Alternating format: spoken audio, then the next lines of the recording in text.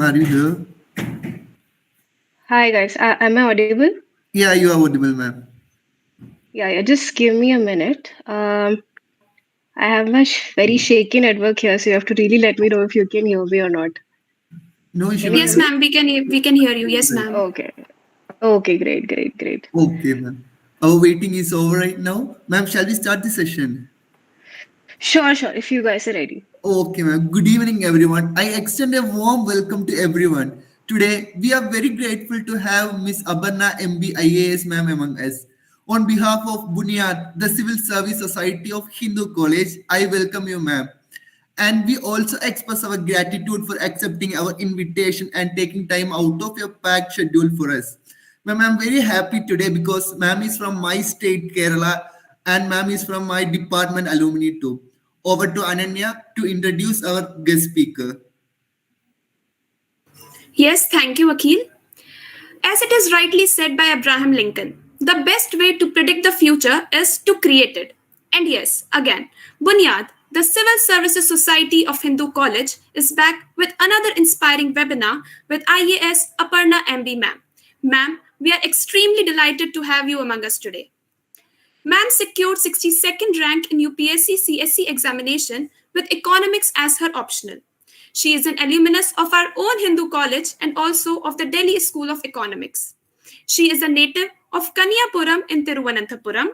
She worked as a data scientist at a private firm in Bangalore. She quit her job chasing her dream of becoming an IAS officer. Ma'am, before proceeding towards the questionnaire part, a few words from your side, please. Thank you so much for a very illustrious introduction. I really don't think I've done enough in life to deserve that, but it's always a pleasure to reach back to where you started out from. So Hindu College always has a very special place in my heart. It always will. And I'm very happy to see you all over here today. But the last time I visited Hindu, it was unrecognizably changed. And that's like a sad reminder of how old I'm getting. But anyway, but I'm really glad that Hindu actually now has a civil services society. So that's good to know that you're actually taking very proactive steps towards achieving that dream for the young aspirants. So that's a great uh, stride for Hindu. And before we start, I also thought that we can, I'll speak for the first 10-15 odd minutes. I'll give you a brief background of how the journey has been for me and probably talk about a few major questions that can be common questions for a lot of aspirants. And then we can jump into the Q&A. Does that work well for you guys? Yes, ma'am, sure. Great. So you to tell me whenever I'm not audible, just give me a wave your hand or something because I have a really bad wonky internet here and I'm a little unwell also, so you have to excuse the Sure, ma'am. faintly duckish quality of my voice. No, no, But ma'am, it's No, ma'am. completely yeah, fine. great. So basically, as the introduction said, I'm from Kerala and I did my graduation from Hindu and then I went on to do my PG from Delhi School of Economics. So Hindu I did in 2014 and DSE I completed in 2016. And while most of my colleagues were already in the zone of preparing for UPSC when I was in Hindu, I was very surprisingly quite away from that entire, zone when I was in Hindu. I was, just taking life as it goes. All I really knew for sure was that I wanted to progress my academic career a little more. I wanted to do a master's from DSE. That's the only thing for certain that I knew. And over time, DSU also gave me a lot of varied experiences. I had a fellowship from DSE, which gave me the opportunity to go work in Jharkhand for a couple of months. So maybe over time, those experiences also influence you in certain way. And even then, there were already a lot of colleagues around me, my friends who were really into UPSC preparation. Even back in my family, my parents were constantly, egging me on in that direction. But somehow those were not very strong enough reasons for myself to, jump onto the bandwagon. I wanted to be convinced myself that I want to embark on my journey. So I waited. So as it happens, by the end of your 2 years in DSC has great placements. So I just naturally followed in that direction, and I got placed with a good firm with a good package. And somehow, life acquired that quality of, going with the flow, as they say. And it was a very good job that I had. I had a lot of exposure in the field of data analytics, statistical modeling, all of the things that they teach us at length in DSE. So, in a lot of ways, it was also furthering my, what to say, intellectual satisfaction. Knowing that what you read in theory is something you can do in the real world. So, that stint lasted about 3 years. I was in the private sector for 3 years. And in that atmosphere, I mean, that's the time when you think that, okay, you're in a safe zone. This is the time when you can actually experiment and, tread your leg out of the water without, knowing for sure that you won't drown. So that sort of thing. So I attempted prelims twice when I was working, and that is to say, it was not a regular 9 to 5 job. It was a consulting industry. So there were days when I was free at 2 p.m. in the afternoon. There were days I was taking calls at 3 a.m. at night. So it's very unpredictable. But my first attempt was a total bust, and I didn't even capture the essence of the exam, I would say.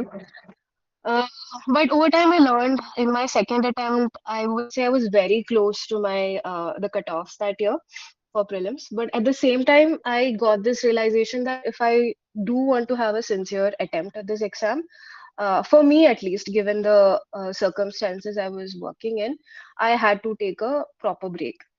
So that's what I thought when I thought that I'll take a sabbatical, and I took a 1 year break, and lo and behold, it was COVID year. So my 1 year break effectively became like a 1.5, 2 year break. And that particular attempt transpired well for me, and I cleared the exam. And I had 62nd rank. And currently I am in Punjab cadre, and I'm assistant commissioner here. So we have a district training going on. So how training goes on is for the first 3 months, you have your training with all the services together. That's called the foundation course. After that, you have a 6 month training for IAS officers only, and that's called phase one. So after this 9 months in the academy in Missouri, we actually set out for a district training, and that is where I am right now. So this district training is supposed to last a whole year, and it will end sometime in August. And after that, there's another phase of training you have to go through called phase two, and only then will you be finally posted as a officer in your cadre. So that is where I am currently. And as to some common questions that might come up, I have to say this at the beginning that this journey is very different for every person. So what I might have found right might not be what somebody else might. So if you're really really sure about the fact that this is really the journey you want to undertake, then I would say sometime around your third year of undergrad is a good time to start thinking about it. And that is not to say that you should miss out on any of your clubs and societies, or any of those extracurricular activities, because trust me, I think at the end of the day, when you sit in front of the interview panel, those experiences count more. That it defines you as a person. That's where the personality aspect comes through. So no amount of coaching or hours of study can actually teach you those things. So while you're in college, my first piece of advice is please get yourself involved in as many extracurricular sports activities as you can. I was also a member of many clubs and societies. I was also a part of an actors. So all those were great experiences. They give you uh, thoughts and ideas that you can even find practical today sitting on the field. So please do that. And secondly, what you can do right now, even if you are in your first year, is start reading newspapers very seriously. Um, I'll talk about it in detail later, but typically when you're an aspirant, the way you read your newspaper is also a little more different than, just reading a headline and, forgetting about it. Focus on editorials more, given that if you are from the economics department, focus on the economics articles a little more, deep dive into the concepts that define the headlines, those sort of things. And lastly, if you are very serious about it, like I said, you can think of it seriously from your third year.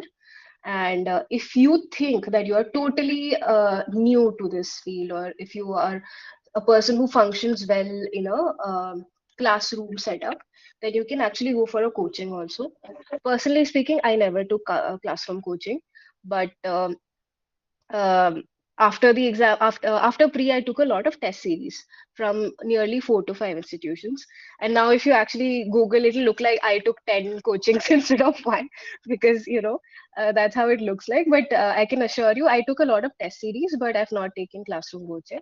And it's not because I'm too good for it, or I was better than anybody else. The reason is that I generally function well, or I study better when I'm in a solitary environment, so to speak, and I have complete control over my schedule. But again, if you are somebody who functions better in a group, then you can go for a coaching um, around the third year of your college. And by the time you finish college, you can take a year off and then probably give your attempt. But I would also seriously advise that anybody who's venturing into this field also needs to have a good idea of a backup career option, because due to no fault of the aspirants, the structure of the exam is such that it does not linearly reward intelligence or hard work. I can sit here and tell you the number of people who I till today consider more intelligent than me who have not been able to clear the exam. So it's simply because there is a certain set of skills that you need to clear every stage of the exam. And until you yourself have figured that out, you cannot clear the exam. So it might happen really early for some people. Some people clear the exam when they are 22, 23 years old. For me, it happened when I was 26, 27. So um, until you get to the bottom of that yourself, it's a bit of a conundrum. But having said that, I'll go back to what I said in the beginning, that this journey is very different for each aspirant, and whether or not you want a coaching is totally uh, depending on the kind of person you are, right? And one more thing I would lastly add is, even if you do or do not take a classroom coaching, you should definitely test yourself a lot. You should join test series, practice a lot of mocks, do past year papers. So these are non-negotiables when it comes to preparing for this exam. So this is my ounce of where the kind of journey that I have undertaken. So, if you have any specific questions regarding any stage of the exam, or anything regarding the process, or what to expect, you can probably ask now. Okay, ma'am. Thank you, ma'am, for your inspiring words. Ma'am, shall we proceed with the question and answering session right now? Sure, sure. Okay, ma'am, the first question. You have a glorious background in economics and you have done your master's from D School and having a work history as a data scientist. Can you please share with us what motivated you to choose this path? Well, a lot of things, in fact. Like I said, I mean, for me, I wanted to be convinced myself that I want to undertake this journey.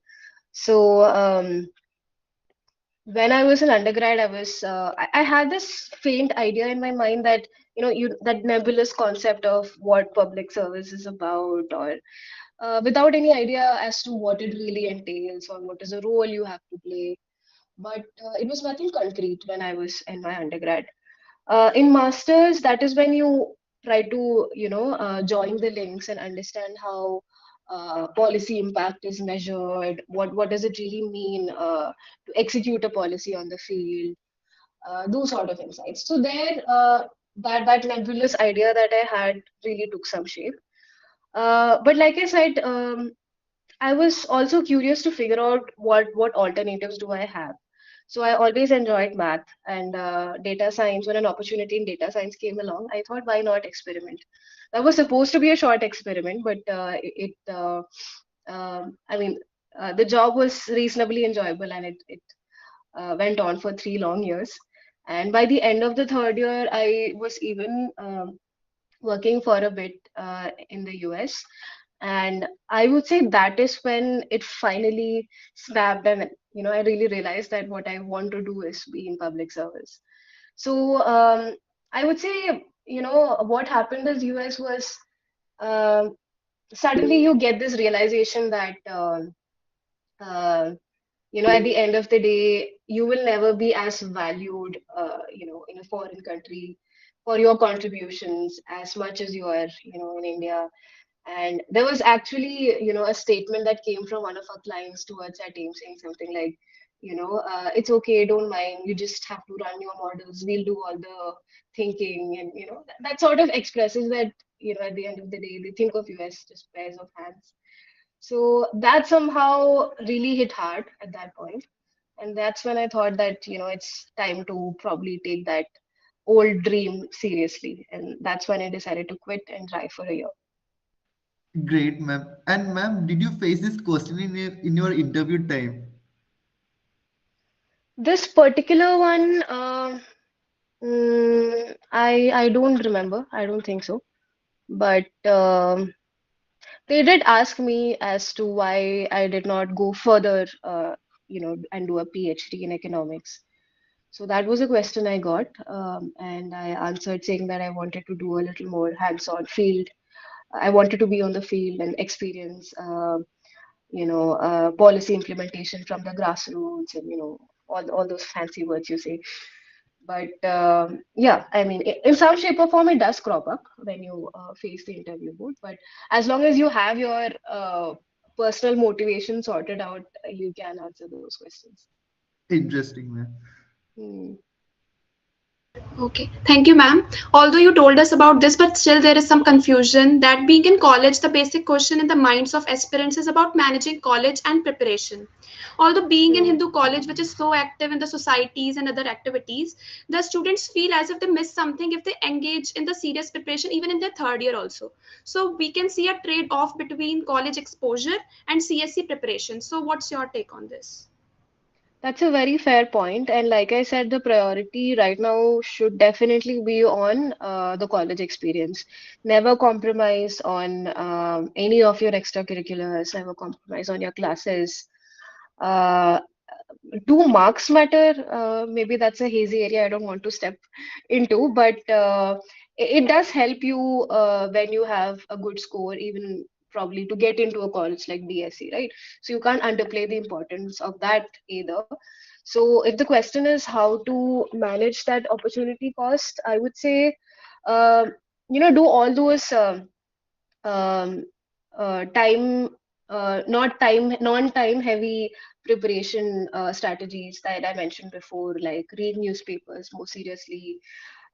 It doesn't really matter because at the end of the day, the year that you give UPSC, the newspapers for a year before that only count. But you have to get into that habit of reading a paper from the point of view of the exam. So that habit you can cultivate right now, even in your third year. And one more thing you can do is you can actually read your NCRTs. I know it sounds really silly to go back and read high school textbooks, but trust me on this, there has been precedents where UPSC has directly asked questions from NCRT textbooks. So reading textbooks like that should not be very time consuming or energy conserving for even for somebody in their third year. So by the end of your third year, if you go prepared with a point of view on how to extract information from the newspaper and if you've already read your NCRTs, you're already, taken one step towards the larger preparatory process. And also, one more thing I would say is you can cultivate the habit of writing as well. At this point, you might not be able to write answers relevant from the point of view of UPSC CSE, but you can probably write a random essay, or you've seen UPSC past papers, right? Just grab a past year UPSC essay paper and try writing an essay, get it evaluated from one of your professors or peer review it. You can do that. So I think that is enough by the time that you finish your third year. Whatever serious preparation that you want to do can wait after you have graduated. That should be okay. Thank you, ma'am. There are many students aiming to get placed in the corporates and then carry on with their preparation. Since you have given your initial attempt while working, you will be the best person to answer it. What were the challenges you faced while preparing for the examination while working, and what suggestions can you give to the aspirants planning their journey this way, ma'am? Right. So I'm not gonna lie to you. It's not easy. It depends on the industry that you're in, really. If you're really serious about your UPSC preparation, do not get into consulting. Do not get into sales and marketing, because these jobs, by definition, sort of work in, inter time zone areas. So you will be taking client calls when it's morning in US, which will be midnight for you, and it'll be very unpredictable for you to come up, and you can't really come up with a proper schedule. So the first thing that you need in UPSC is a consistent number of hours that you can spend. So you will never have that if you're in a consulting firm. So it's difficult if you are in such kind of job profiles, but it's not impossible. There are people who have been in such profiles also have managed to do it. The key here is to, like I said before, extract those fixed number of hours every day and make sure that you put in your dedicated effort then. And I would say till about prelims, it's possible to keep doing this. But given that you clear prelims while you're on your job, you definitely have to take a sabbatical for the time between your prelims and mains, because that's a time when you have to cram a lot of information and you know uh, streamline your writing habits. So it's impossible to do it when you're working full time. Then you can actually you don't have to quit your job. You can take a sabbatical. It depends on the financial condition that people have at their homes also. There are cases where we find it difficult to actually let go of a job when there are serious dependencies on you. That's totally understandable. And if that is the case, then instead of quitting your job post prelims, you can actually take a sabbatical. Most companies allow that. Just make sure you have a good relationship with your manager and the HR so that they let you go when you really have to. Thank you, ma'am. Those were some of the very great suggestions and useful insights. And ma'am, each year students make their entry into the colleges of Delhi, and most of them have in their minds the dream to crack UPSC. And we can see that UPSC talks in Delhi, even in the metro. Delhi has evolved as a national hub of UPSC CSE. So we can see other mini hubs developing, like your own district, Thiruvananthapuram. And ma'am, what do you think about this? Is coming to an expensive city like Delhi really needed for cracking this exam? And is the most expensive coaching fee really needed to be paid? Or CSC is an examination which can be cleared with sheer determination and hard work? Please, ma'am, what's your take on this? So I have a very biased point of view on this. I'm very anti-coaching, so it's natural for me to say that it's not necessary. But again, I mean, it depends on circumstances. It's definitely not worth paying exorbitant amounts of money to go to any specific coaching institution. I can guarantee you that no coaching institution has a magic formula that can produce the best results, no matter what they claim. But depending on where you are in terms of your preparedness, you can actually even join a remote course or an online course if you think you're totally clueless about how to go about things. But if you actually want the whole process just laid out for you, I can say this much. Basically, what you do is first you read your NCRTs, um, especially for geography and history, unavoidable. The others are kind of dispensable. Then you go about reading. This is a layered process. Then you go about reading your basic books.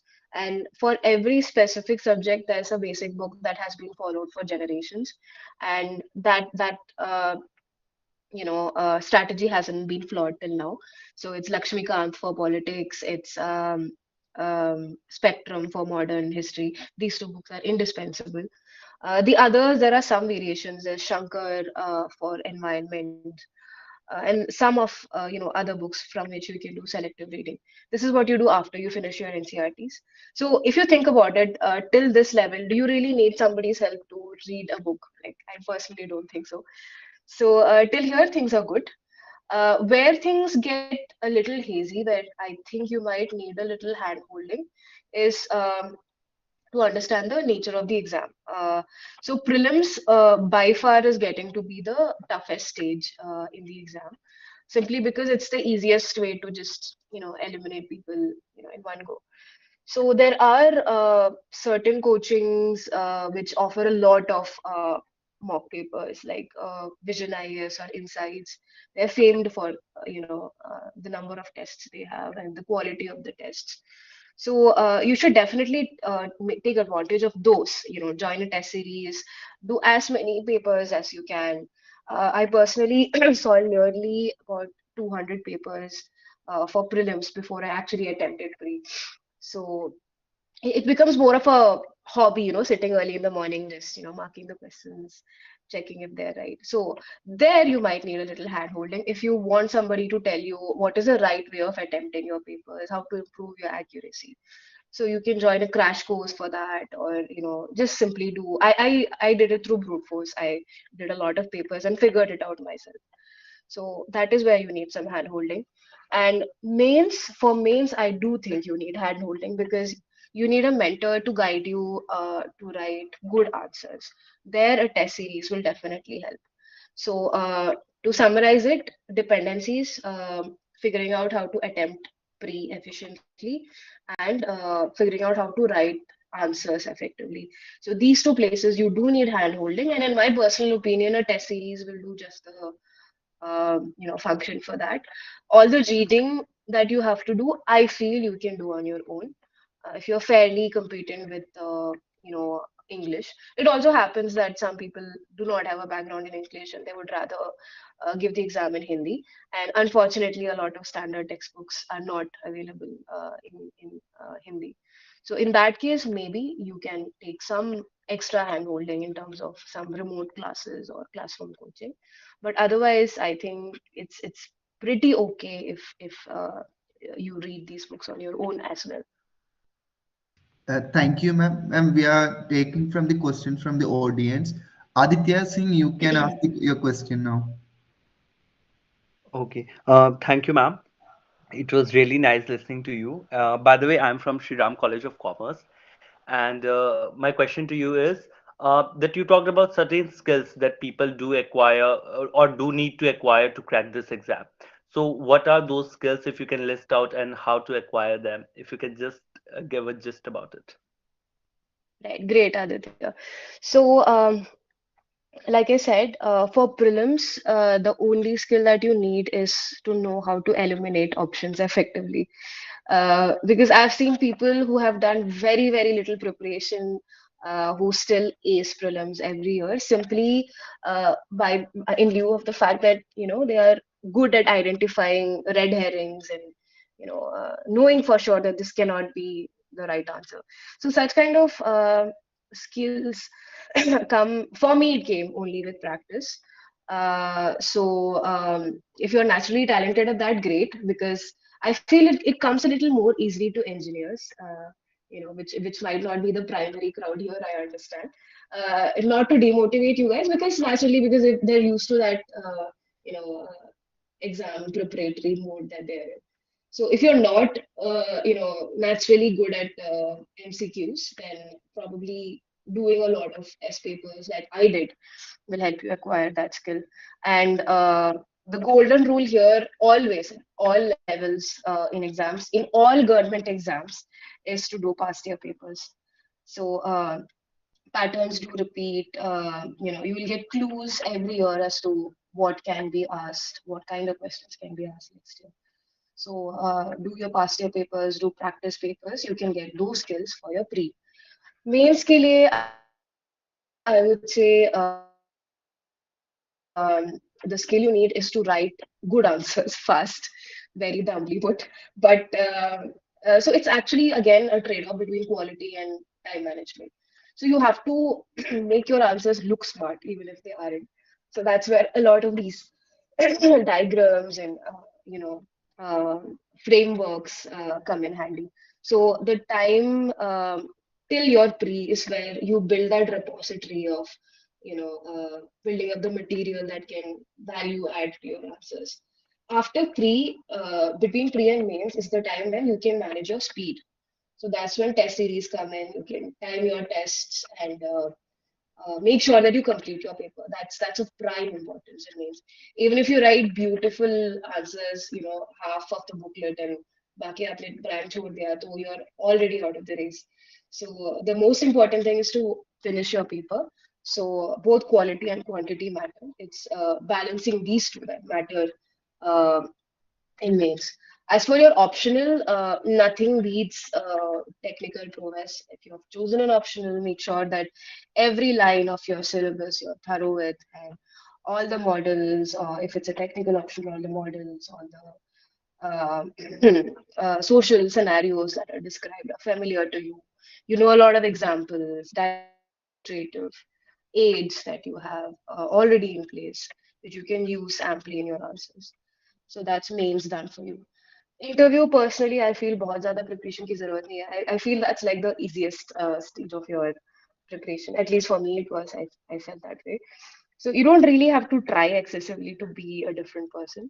It's just a culmination of who you've been all your life. Just make a good attempt of thinking it through and writing it down in one place. Like if suddenly somebody asks you, something very personal, you shouldn't be, you know, grappling for answers. You should have it, ready on the tips of your tongue. So make sure you maintain that, pen down your thoughts in one place, especially regarding what you've filled in your DAF. There's something called DAF, detailed application form, which is like a resume which you have to fill out after your mails. So whatever you've written in your DAF, make sure that you haven't lied, and make sure that in and out of everything that you've mentioned there. And that's more or less enough for interview. These are the three levels of skills that you need for every stage of the exam. Thank you, ma'am. Thank you, Aditya, for your valuable question. Now, Agash can proceed with your question. Agash Singh. Good evening, ma'am. I am Akash, a first year sociology student of Hindu College. Ma'am, as you have said that now you are on training and posted as assistant commissioner in Punjab cadre. So I'm curious to know how is your daily schedule look like? Means what are the things that you do as an assistant commissioner? Great, Akash. That's a question that I had no answer for when I was preparing for UPSC even. So let me put it this way. So a job of an IAS officer is mainly threefold. One is that you're a revenue official in the sense that you're a judge, you're an executive magistrate. So revenue cases come to you. You have to be adept at revenue to understand how to dispose them of. That's your first set of responsibilities. The second set of responsibilities you have is law and order. And with that comes everything under the sun, right? From a dharna to, managing scuffles. Look, you have criminal powers also, by the way. Criminal cases can come to you in the court, and you need to be adept at CRPC also to understand how to dispose them of. So that's another set of responsibilities you have. This third set of duties you have is probably what we are most familiar with, and probably the only thing that we've been exposed to, which is developmental work. That think of new projects, new initiatives that you always read in the newspapers.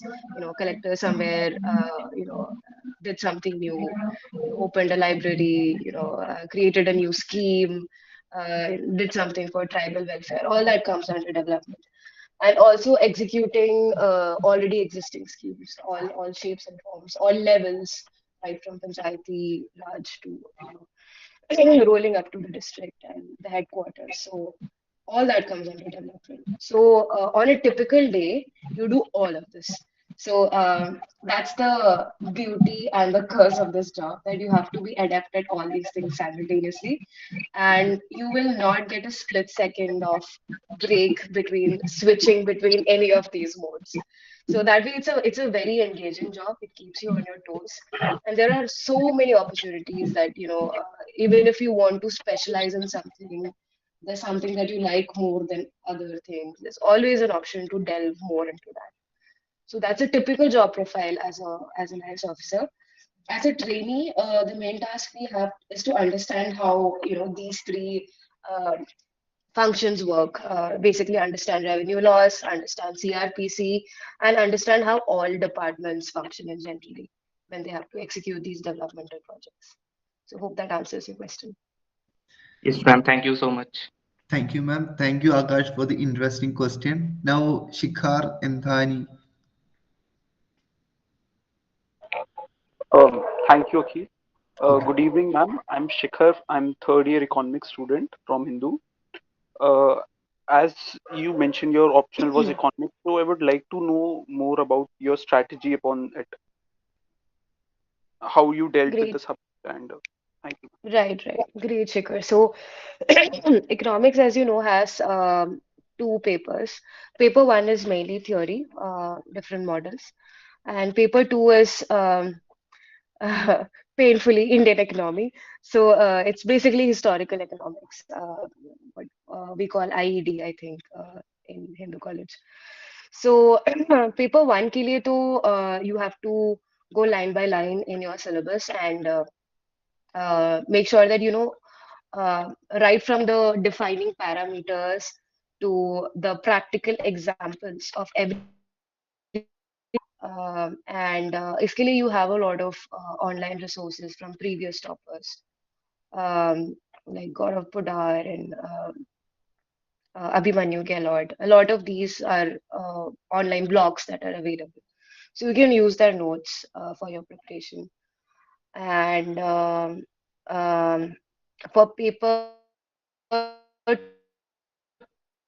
two, I would say. Paper one is better done, on your own, because no matter how much you read somebody else's notes, it's up to you to actually draw that diagram and understand, the effects that are at play. So I would say, ये आप खुद कर लो. Read the models yourself. Read the prescribed textbooks. There are two, three textbooks that are prescribed for economics option. वो पढ़ लो आप and make your own notes for paper one. Paper two के लिए I too relied completely on past year toppers notes because I didn't have the patience to read through any textbook, and already toppers have done the not so enjoyable task for you. So you can read their notes, and whatever gap that you feel are there in the syllabus and the notes, you can Google and find out and then make your own short notes. इसमें भी आप paper two में specially आप past year papers बहुत कर सकते हैं because repetitions काफी आते हैं पेपर टू में. Paper two it's more about making your answer look fancy more than you can't do that in paper one because there are questions every year that baffle everyone. So उसको तो आपको छोड़ना ही है. कुछ 5-10 marks के questions तो आपको छोड़ने ही पड़ते हैं हर साल, which is okay. बाकी you will be able to answer very well if you have understood the models properly, and if you have attempted at least a few papers, past year papers on your own, you should be good. Thank you, ma'am. Thank you, Bhaiya. Now, Prem Prakash can ask you a question.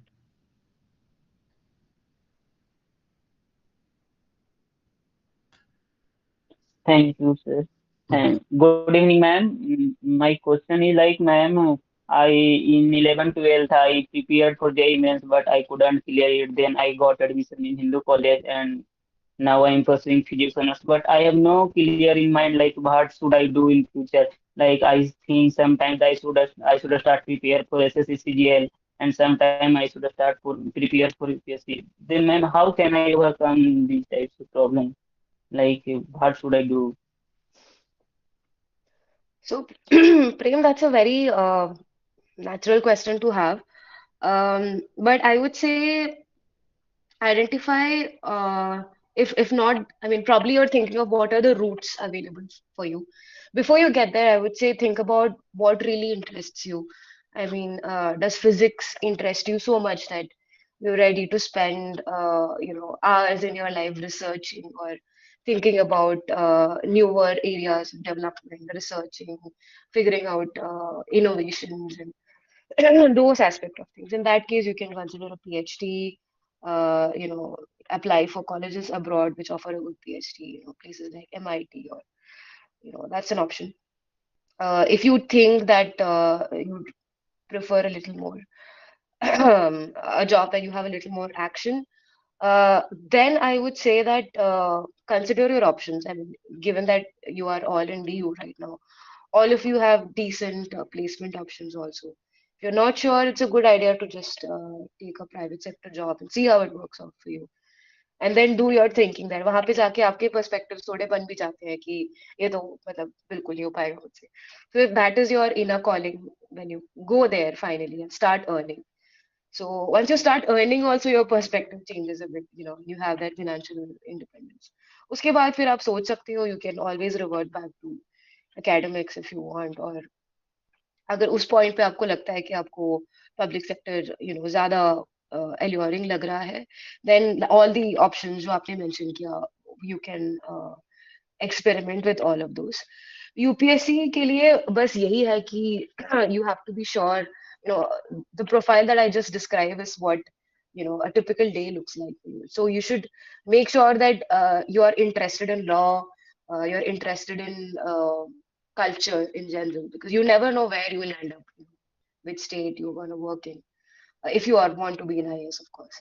And by the way, there are also other options available in UPSC. You can join IFS or IRS or any of those allied services if even IAS is not appealing enough for you. IPS is also a great job to have. सो ये सब आपको अभी बैठे बैठे अगर perspective नहीं आ रहा है, तो I would say you can go with the flow like I did, take up a private sector job, and then once your perspectives take shape, take some advice, talk to your peers, see where they're going, how it's working out for them, उसके बाद आप एक call ले सकते हो. I hope I was able to help you a little bit Thank you, ma'am. Thank you. Thank you, ma'am. Thank you, Prem. Now Abhinav can ask you a question. there. Yeah, good evening, ma'am. I'm Abhinav doing eco honors right now in the second year. So, like, my question is also about econ optional. So, like, what can a DU student who is doing his graduation in economics do right now? Like, for macro, so we are reading Don Bush and like Blanchard. So, what else we can do during the 3 years of a graduation so that we can keep economics optional paka? Like, even in the third year, like, we are gonna face, like, we are gonna have Indian economy papers for the last 2 semesters. So like what specific things can be done so that like we can be like paka with our optional? Can you answer that? Thank you, ma'am. Yeah, just read your textbooks well. Nothing else, because fortunately the syllabus for paper one is completely congruent with your undergrad syllabus. For me, it was difficult because I had already gone through DSE and done a lot of extra stuff. So I had to like undo a lot of that and remember what I did in my undergrad to prepare for my optional. So you can just read your basic textbooks now. Uh, there is a basic textbook for economics, which I cannot remember the name of right now. So it's just a compendium of microeconomic models. I can text you the name of the textbook later, but it's nothing different from what you're doing right now. It's probably जो आपने ManQ में किया होगा, all those basic books जो आपको readings बन के आते हैं. So it's just a compendium of that in one book. So you don't have to do anything extra. Just make sure that go through the syllabus. Make sure all the models. Oh, thank you. Yes, it's HL Ahuja. Thank you, Shikhar, for that. Yeah. So it's HL Ahuja. You can actually read it, go through the index, and see whether there's anything extra there that you're not doing already. So बाकी कुछ extra models है. There are some models which we don't do in undergrad. You can read them up online. Read this book also. It's not a great book, but it's all in one place, so it's convenient to read it from. And Blanchard and anyway, you have to read again. So already you're reading it, so that's good enough. Micro, this book will help you out. Macro, also to a large extent, what you're reading will help you out. Don Goshen, Fisher, and Salvatore. Those kind of books are more than enough. So paper one के लिए बहुत ज्यादा extra नहीं करना है just look at the syllabus and जो भी आपको एक्स्ट्रा मॉडल्स लग रहे हैं वो खाली just read them read it from this HLM book. That should be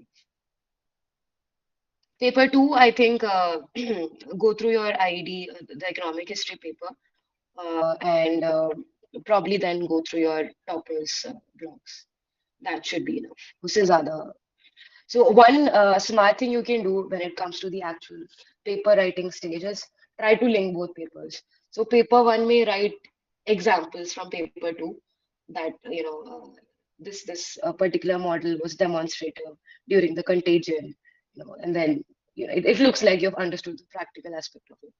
Paper two is completely a historical paper. So usme you can write, isme this model was at play.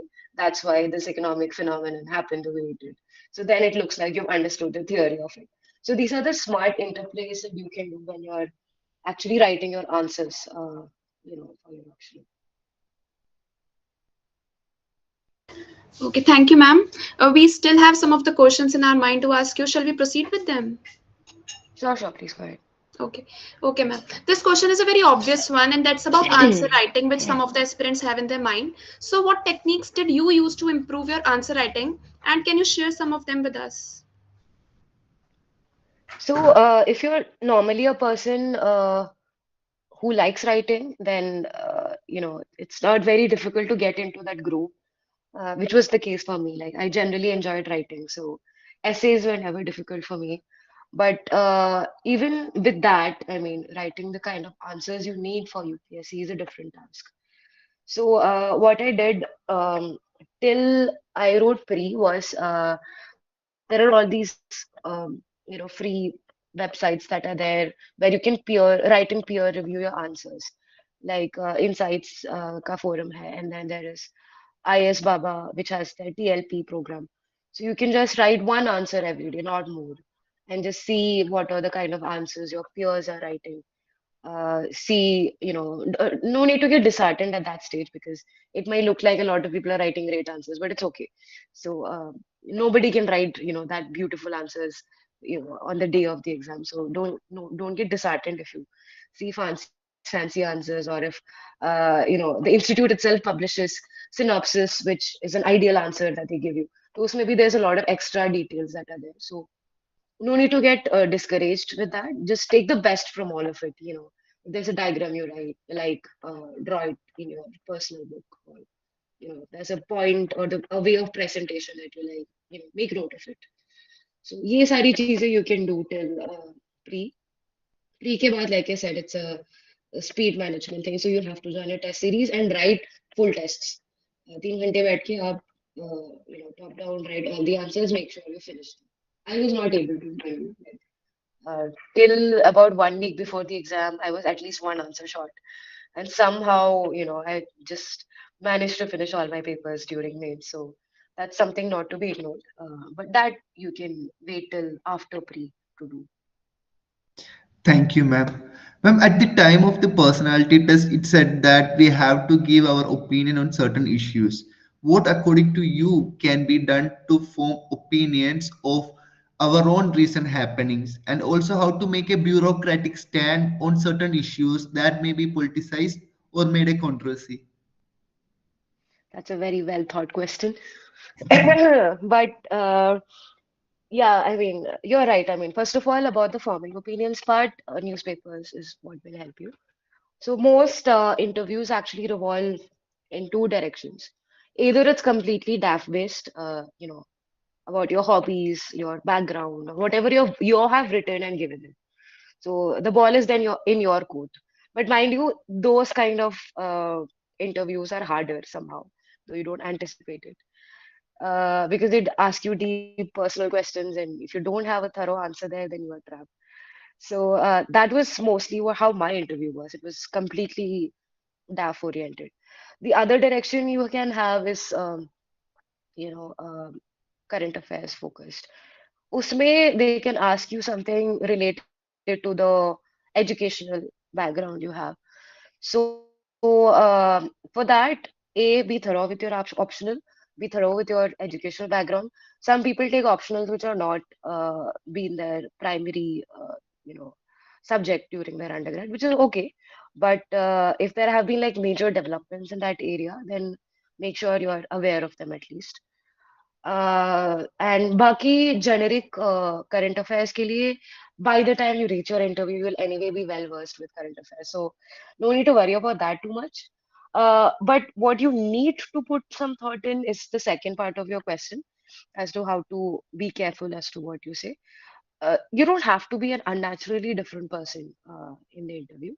ऐसा कुछ नहीं है कि like there are people out there trying to make you feel miserable. It's not like that. It's a very genuine, normal conversation that you have. But if you say something very controversial, or something really stupid like, I hate task management and I don't like people or something like that, then you're screwed. Of course, people are wise enough not to do that. Political statements, even if you have strong points of view or affiliations, it's better, uh, not better, it's advisable that you don't express them openly in front of the board, simply because it shows that you're a biased person. So when you're sitting on a chair with considerable decision making power, how can you let somebody through when you know that he or she is likely to make a decision that can favor one party more than the other. So whenever that equity, justice, natural justice aspect comes into picture, it will bias the board. So it's better not to express very explicit political inclinations. It's better not to express very strong opinions about a subject. Like, um, it's good to have an opinion, of course, but be very polite and diplomatic when you mention that. Say something like, this is my point of view, but I understand that there exists this other point of view, but these are my, arguments against that. But of course, everybody's privy to their opinions and just leave it at that. Just don't, go advocating something or argue with the board. That's the worst. I mean, if you do that, then they might be nice to you, but by the time you walk out, you're already. So don't try that. But 90% of interviews are just regular conversations, nothing at all like what you see in Drishti IAS. A lot of people think that that's how a real UPSC interview looks like. It's nothing like that. And some people even asked me that, आपका interview तो देखा नहीं हमने, बाकी सारे लोगों के interviews देख लिया, because they thought that that's the real UPSC interview being screened, on YouTube. No, trust me, that's nothing like how the real interview happens. It's more like how you and me are talking. I mean, it's a very regular conversation, and usually the ball is in your court. I mean, you can have a control over what you say.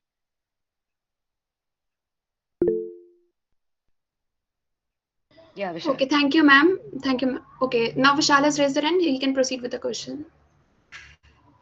Good evening, everyone. Good evening, ma'am. This is Vishal, first year economics on a student. In the very initial stages, I feel like it's very difficult, to go with the newspaper, to read the newspaper. So I just want to ask you, like, can you advise me on what to read, what to leave, and like what should be the strategy, how to approach the newspaper if you in the very initial stages? So that's a fair question, and this is something people don't master even by the end of their preparation. So firstly, it should not be a very longish exercise, and I personally feel it should not be done in the beginning of the day, because it's not a stressful activity. It's an enjoyable thing you can do. So I used to do it towards the end of my day. I used to do my static preparation in the beginning, and towards the end of the day, एक और added advantage क्या होता है कि all these institutes come up with daily news analysis videos on YouTube. So what you can do is spend initially you can spend like an hour reading a newspaper, go through the main headlines, all the headlines, all pages, um, specifically focus on the editorials. And I would say sticking to one newspaper is more than enough. Hindu is usually the norm. That's more than enough. कुछ लोग बोलते हैं read Indian Express also. I think it's overkill. Don't do it. But anything that you know, if you're not able to frame questions out of the newspaper, that's where your videos come in handy. These institutes do that. They come up with these videos. You can watch them probably at 1x, 2x, 1.5x speed, and figure out what aspects of the news you missed while you were reading it. So what they do is they frame MCQs from the article, and then they relate it to past year papers and ask it in such a form. That really helps. So वो आप कर लेना. And specifically economics के लिए as you know GS3 में there is a part of economics also, which I did not specifically prepare for because was already my optional. But as economics students, what you should do is read the budget very well, watch some budget analysis videos, and economic survey as well. Same applies. And personally, I like these. Byju's had this weekly economics module that's there on YouTube. So I used to watch it once a week. It assimilated all the important economics articles from different newspapers. So वो भी आप देख सकते हो. That'll add some value to your paper two answers as well. So after that, आपने paper पढ़ लिया, you've read the headlines, you've thoroughly read the editorials, and then you've watched the news analysis videos, and you're done with it. And if you're doing this regularly, like every day, if you've done this, then at the end of the month, you get your monthly compilation. All these institutes have. Vision has one. I think I used to refer to Vision monthly current affairs होते थे. So if you refer that, that's a compendium of all the um, events that happened during the month. So if you read that first, before doing this pre-exercise, you'll spend an enormous amount of time reading it. So don't do that. So do this exercise every day, and by the end of the month, you can just breeze through that article and see whether there's anything extra that you missed out in current affairs. Do not make chronological notes from newspapers. It does not help at all. I used to do that, and it's a total waste of time. What you can do is maintain a test book when you do your pre, and divide it by subjects like geography, history, environment, economics. ऐसे करके make sections in the book. In that, you can like write one-liners about the questions you've gotten wrong, the fact that you've gotten wrong. So it's important to do it by subject because when you revise for mains, you can use that as additional material for your mains answers also. तो इसमें आप वो daily news videos के MCQs भी लिख सकते हो, and anything you find relevant from the newspapers which you have to note down, some full form or some big development, some scientific aspect that has to be noted down. You can do that. That should be enough. Thank you, ma'am. Now, Okay, thank you. Shubhranshu Shekhar can proceed. Um, Hello, ma'am. Good evening. Ma'am, like I'm a student of integrated masters biochemistry third year. जैसे कि Mhm. Ma'am मेरा जो course है like in graduation it's a pure life sciences how to choose ma'am optional form like there is no subject of life sciences उसके लिए हमें क्या approach Right. रखना See, honestly speaking, I'm also not sure what is closest to life sciences in the list that you have. But I can tell you कि बहुत सारे लोग ऐसे हैं जो ऐसे optionals choose करते हैं like sociology or philosophy or something totally different from what you've done simply because it's a popular optional and you have a lot of material available. So you can of course go for such options. कि आप सोच लो what is the discipline that interests you most. So I've had a lot of friends who have been fascinated with philosophy from from their school days. तो उनके लिए एक ये मौका हो गया कि like they could do some extra reading and understand some systematic way of understanding the subject. तो उन्होंने वो चुन लिया. सोशियोलॉजी इसलिए पॉपुलर है क्योंकि मटेरियल बहुत अवेलेबल है, and I don't want to disparage it saying that कोई भी लिख सकता है, but it is a very structured option. So आप syllabus को follow करोगे तो more or less it's very easy to prepare. तो वो आप कर सकते हो. Anthro is a very popular optional, anthropology. So वो भी आप कर सकते हो. बाकी कुछ कुछ options है. Economics so I would not advise if you have not had a background. Mathematics, economic students can choose mathematics, but you have to work a little extra for that. But even that is advisable if you have a background. Technical options choose mat karo is all I Ma'am, could what say. about Baki history? history भी यार the thing is there's a lot of reading you have to do. अगर आपको interest है genuinely, if you are fascinated by it, आपको बचपन से पसंद आया है, then why not? Definitely go for it. That's also a very popular optional material तो आपको बहुत आसानी से मिल जाएगा. But the key variable factor here, if you don't have the same background, is your interest. तो ये ऐसी एक चीज है जिसके साथ आपको बहुत घंटे बिताने हैं. तो अगर if you hate it at the end of the day, then it's a waste of your time and it's you will not be able to produce the right results on the paper. तो जो भी आपको interesting लगता है वो आप चुन लीजिए. अगर आपको हिस्ट्री पसंद है तो read the syllabus for anthro also. You might find that also interesting. So तो जो भी आपका सब्जेक्ट ऑफ इंटरेस्ट है उसके उससे मिले जुड़े सब्जेक्ट्स जो हैं वो थोड़ा आप सिलेबस पढ़ के देख लीजिए. See they fascinate you, interest you, then you can take that call. Thank you, Shukriya, Shubham. ma'am. Thank you, ma'am. Actually, it's already 8:50. Now we are proceeding with the last one question. Ma'am, one of the main issues faced by the teenagers is the management of stress, failures, and emotions. Getting inside a serious mode of preparation for UPSC can be really rigorous, and there may be instances where we feel low. How did you keep yourself motivated throughout your attempts? How did you manage your failures, ma'am?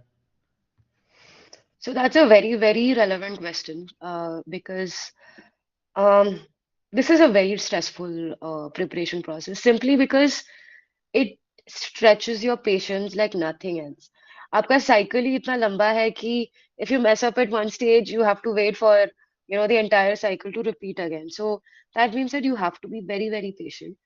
And patience doesn't work well when you don't have a good backup option. So that aspect actually feeds into your insecurities. So first and foremost, इसमें आपको जो करना है, I would say is that make sure that you have a personality outside UPSC. For me, it has always been economics or I've been a person of the arts. I'm a dancer, so even if somebody asks me today, I can relate to that and say that that's a big part of my personality. So have something that um attaches your personality and illuminates it that way. So this is the right time to do this. College days, masters ka time, take that time out to build that personality. First of all, number one.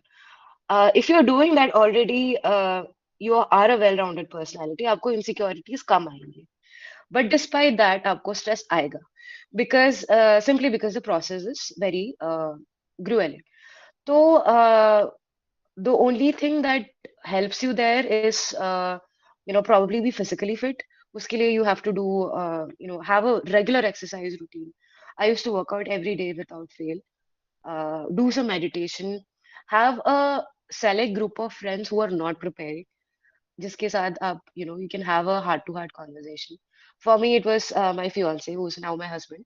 So at the end of the day, if I had to complain about something, I would just ring him up and just you know bawl like a baby. So that was my day. For me, that's enough. So for some people it's your family. You know you can open up to your family, discuss this over tea every day ki, dekho, this is how my day has been. This particular aspect is not working out for me. If you can help me out, that'll be great. And honestly, all families usually are very supportive when children say that they want to prepare for UPSC. And my father actually was sweet enough to the extent that he said, Dekho beta, you can't look at all current affairs websites on your own. I'll look at some and make notes for you. And while it's true that it did help me a lot, that gesture is actually very, that kind of moral support really helps, when somebody is looking out for you. So create that sort of environment at home with your friends, be physically fit, and have a hobby when you're preparing. And make sure that you take time out to do that. So all this should keep you sane during your preparation. Thank you, ma'am. We will keep all of your valuable suggestions in our mind. And this was really a very fruitful and insightful session. And we are very grateful to you for clearing our each and every doubt regarding the examination and this and its journey of preparation. Thank you so much, ma'am. And now I would like to request the president of our society to please express the vote of thanks. Rahul Bhaiya, please. Yeah, very good evening, ma'am. First, I would like to, start with the quote of Stephen King that don't let the sun go down without saying thank you to someone, and without admitting to yourself that absolutely no one gets this far all alone. We are and we will always be grateful to you, ma'am, for presenting such insightful thoughts on the topic. Next stop is the top. Thank you for so thoughtful to take the time out from your very busy schedule for us. And the atmosphere throughout the session was very stimulating. I'm sure your generous spirit has, touched our lives and inspired us more times than we can count in this very little time. Ma'am, for being so humble and kind to share your valuable or indispensable experiences with us. As the saying goes, there is no shortcut to experience. We learned many new things from you today. Thank you so much. Thank you so much. Those are. Mm.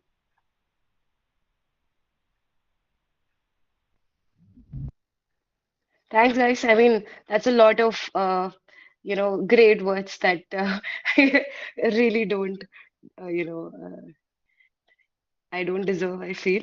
I can see one last question in the chat saying, Shikar is asking, EPW magazine. Mat padho yaar. It's okay, don't read it. I mean, you can read it if you want to, out of personal interest, but don't read it for preparation per se. And so thank you for your kind words. And the pleasure has been mine. It's always great pleasure interacting with, youngsters like you, brimming with hope and aspiration. So I wish you all the very best. And अभी थोड़ा chill करो. Take your life a little lightly. Enjoy your college life. There is still time to prepare for UPSC. It's good to know the facts, of course. कि you should know आगे जाके आपको क्या करना है. Have that perspective, but at the same time, don't overstress yourself thinking about how to go about preparation. Life in ORN is going to be pretty, uh, you know, uh, scary if you choose that route. So don't think about those foreboding things right now. Don't think about the way you'll go about doing it. Just have that perspective in mind, and things will come to you when the right time comes. So I wish you all the very best in life and in your aspirational journeys towards UPSC. And I thank the society and everybody involved for inviting me for the talk. Thank you. Thank you, ma'am. Thank you, everyone. Thank you, everyone, for joining this session. Thank you for being patient throughout the session. Now you can leave the session. Thank you. Thank you, everyone. Thank you, Thank you, ma'am. ma'am. Thank you, ma'am.